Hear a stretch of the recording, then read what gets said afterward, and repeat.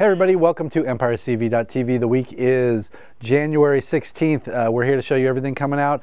But before we begin, just like always, February 1st, 2nd, and 3rd is our 10-year anniversary. We're going to do something special. If you're a Savings Club member, then you're going to get an email coming up here that's going to give you a little bit extra. If you're not, you'll get an email detailing it all. But if you want to become a Savings Club member, Facebook me, email me, call me, come on down. Tell us the books you want to collect every month. We'll fill out a form. We'll get you on the email list. It's going to give you a lot of bonuses throughout the year. And then we'll hold your books every week when they come out so that you don't have to worry about missing anything. So on to the actual books here. We've got Manhattan Projects. We're going to do something special here this week. This normally retails for $15. We're going to give it to you for the week through next Tuesday for $10. It's Hickman. You know him from Avengers, you know him from New Avengers, you know him from his previous run on Fantastic Four, FF, his indie books like Red Wing, Transhuman, Pax Romana, Nightly News. Great science fiction writer. He goes into some really hardcore science fiction. It's not your typical, it's not what we're used to, but he really goes into some concepts that make you think. Manhattan Projects is his ongoing series, deals with government experiments, or not experiments necessarily, but research into things way beyond anything that Manhattan Projects would encompass. But it's hidden under that, and that's the front for what this, or for what's going on in here. So Hickman graphic novel, $10. It's normally a $15 book. Paul Pope. I don't think we need to say much more than that. This is a beautiful hardcover, all Paul Pope.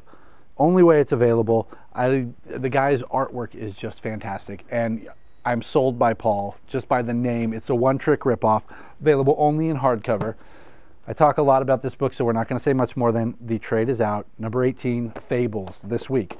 Let's get into the comic books. We've got, this is kind of fun, Larfleeze. It's the backup, and I'm more excited about the backup than anything else, but Larfleeze has his own one-shot in this book coming out this week.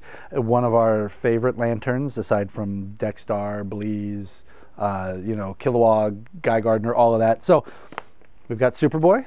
Hell on Earth continues. It's fun to watch in this one the reaction, or the interaction between Superboy, who's a clone, Superman, who grew up here on Earth but is Kryptonian, and Supergirl, who grew up on Krypton but is now here.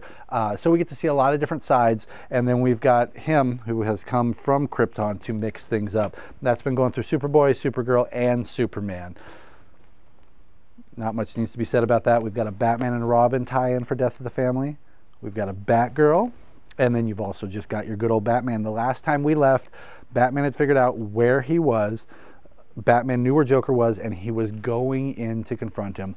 It ended with Batman entering Arkham. And in this one, we get to see everything that Joker has in store for him as Batman goes to save Alfred, to save the helpless inmates of Arkham, the staff of Arkham. Joker has a lot lined up, and there is a great ending on this one that leaves you wanting more, leaves you wondering where things are going, but I can't say a heck of a lot about it because you just have to read it. Snyder has been doing incredible things with that. Saga. Number 9 is out this week. We got reorders on 7 and 8 in. The trade goes 1 through 6. If you have not read it, if you're into science fiction, if you've read Y the Last Man, if you just like really good storytelling with really great characters that get developed quickly and you feel like you know them, Saga's the way to go. So jump on board for that. We've got plenty of trades. It's coming out this week. Highways, because I'm looking for any chance I can to plug Byrne. This is his new book. He also has THRU on the shelf. I've got his X-Men stuff. He did some Star Trek stuff. He pretty much goes to IDW, tells them what he wants to do, and they let him do whatever he wants, which for us Byrne fans is perfect. This one, we're watching the near future. We're watching basically space truckers as they go about their business. We're introduced to the world through the eyes of somebody who's coming into space for the first time. He's hooking up with 2 old school truckers. He's coming in, so we get to see everything through his virgin eyes. He gets to feel what it's like to be on the space station. He gets to see what it's like to suit up, to go into zero gravity. It starts out explaining all of this to us, introducing us to the world. Then it turns into more of a mystery as we go to an outlying planet and things get a little weird. So, great story. It's a mini-series, and it's got your beautiful Byrne art and great Byrne story. Into Marvel, New Avengers. We're back to Hickman. It's like it's full circle. The last issue, Black Panther encountered something that he really was beyond his scope. He in Wakanda, he found another Earth that was going to collide with our Earth. The girl Black Swan, who he captured, who turned out to be a bad guy, ended up destroying the other Earth in order to save ours. She works for someone mysterious.